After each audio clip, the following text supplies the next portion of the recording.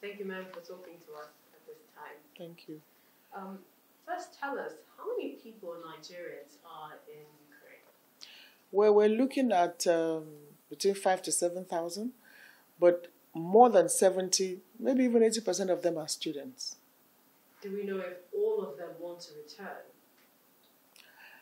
Well, as of January 26th, the Nigerian mission in Ukraine actually put out a notice telling all Nigerians in Ukraine to register with the mission. So I can't confirm how many registered with the mission, but the information was there. Register if you do want to return. So, of course, return is voluntary. But at this point in time, a lot of them, particularly in the capital and in Kharkiv and all that, are trying to get out to Poland. Yes, and some people said they tried that and then they had to come back, maybe due to bombing, shelling along the road. Others said they took the women and not the men. These are some of the situations some of our students have. Right now, there are 8 borders between Ukraine and Poland, but 4 borders are advisable for Nigerians to pass through. And the Nigerian mission in Poland, as well as members of the Nigerian Diaspora Organization executives, are actually at those borders, those 4 borders, to help them out, receive them. And there's an area of convergence. So all the details, I'm sure you can post out there, which I'll give to you. So there are numbers to call when you get to this. But try to use these 4 borders that you should also. These borders are important. These borders are important. There are 8 borders, but we're recommending 4. So when you get to these 4 borders, you're going to meet Nigerian officials there from the embassy, from the Nigerian Diaspora Organization, and there are phone numbers to call.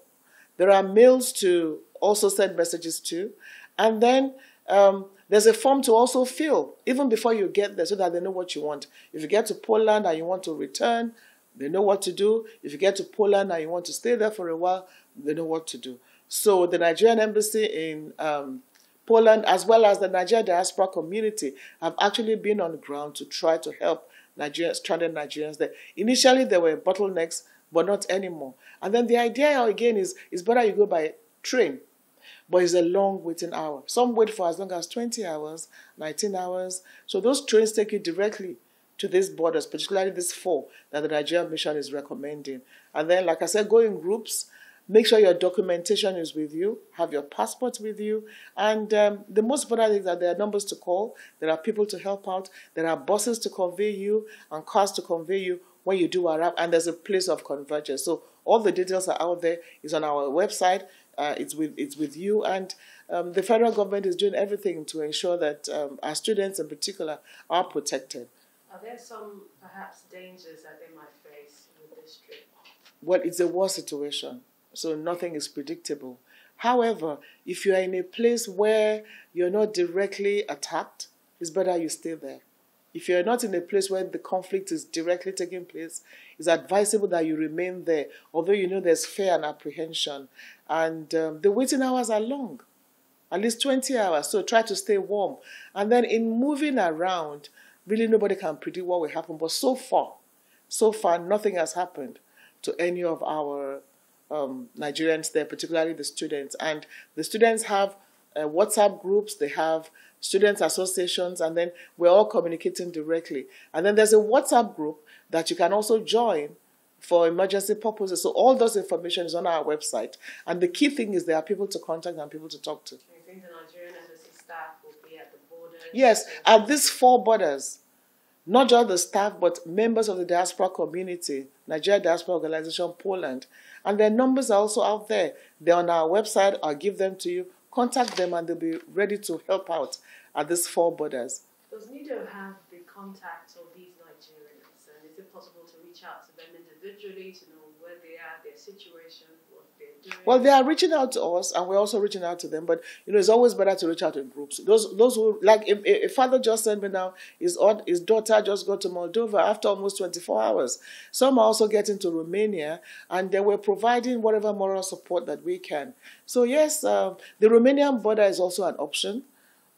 We don't have an embassy in Moldova, so it might be a bit difficult, but if you do get there, you're safe. And we're in contact with them through students' associations and they themselves. And a lot of them have come together in groups and associations. So we also tell them that they can always reach us. And then information is on our website, nidcom.gov.ng. on who to contact, what to do, who to talk to, and then they can also reach us directly, admin@nidcom.gov.ng. Some Nigerians have criticized this evacuation process, saying that it could have been done earlier on. Which country has evacuated? Do you know any country that has evacuated? Nobody has evacuated. Evacuation will come if the airspace is open. But then by the time the airspace is open, we're hoping that there will be no war anyway. Nobody has evacuated. There was advisory that if you want to leave, maybe you should leave. If you don't want to leave, you can stay. You see, nobody could predict what will happen. So no country has evacuated. All countries that I know are now planning that if the airspace is open, we're getting you out. The same thing with the Nigerian government. The Minister of Foreign Affairs is in charge of that, and he has made that announcement. So when the space is safe, definitely we will evacuate. But at this point in time, it's safer to be close to the borders. And that is why you're having a lot of Nigerians going through to Poland. There were initial hitches, but not anymore. But like I said, it's better to go through these 4 borders out of the 8 borders. Nigerian officials are on ground. Members of the Nigerian diaspora community are on ground to help out. And there are phone numbers to call in case of any emergency. But again, if you don't have to, there are places where it's not necessary for you to leave where you are, then stay there. But for places like the capital, Kharkiv, it's dangerous, so you can get out. Well, another initial challenge is the fact that, the Poland-Ukrainian route is actually the route for trafficking to Europe. So there's always been apprehension about that space. So it's like if you don't have your passport and all that initially, they ask you questions. So that has been there, that is the number 1 route for trafficking to Europe. So that's why that route has been a bit more difficult. But with the intervention of the Nigerian mission, it's easier for our students to pass. But like I said, it's safer for them to hold their Nigerian passport. If you show me that you're a resident, they might ask you a question. But with your passport, there's free passage immediately. So you must not lose your passport. Ensure you hold on to your passport. It's your key to be able to pass through those borders. It's very, very important. And hold your passport very dearly to you. Thank you.